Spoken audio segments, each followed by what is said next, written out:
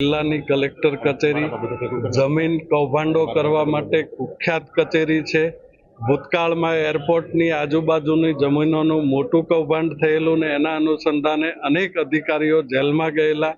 આજે ફરી વખત સાયલા તાલુકાની અંદર એનરેન નામની સોલાર કંપનીએ એના કરતાં પણ મોટું કૌભાંડ હાથ ધરેલું છે।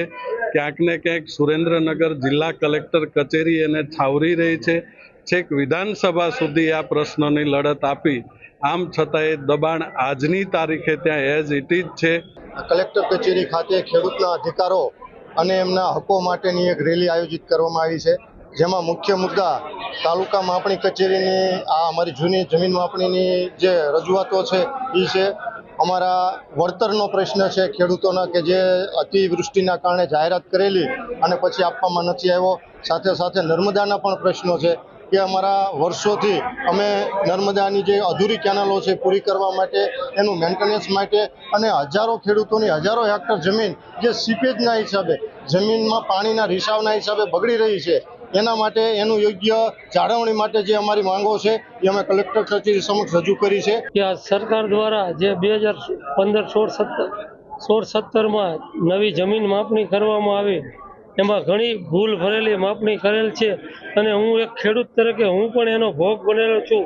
મેં DLR કચેરી સર્વે ભવન સુરેન્દ્રનગરમાં 26/12/2018થી અરજી આપેલ હોય, લગભગ 15 થી 20% ખાઈ ગયેલ હોય, હજી સુધી આજ સુધી પણ કોઈ સુધારણા કરવામાં આવેલ નથી। ભારતીય જનતા પાર્ટીની સરકારમાં ખેડૂતો અને ગરીબ લોકો સામે વારંવાર વિશ્વાસઘાત કરવામાં આવે છે, એની પીઠમાં છરો ભૂકવામાં આવે છે।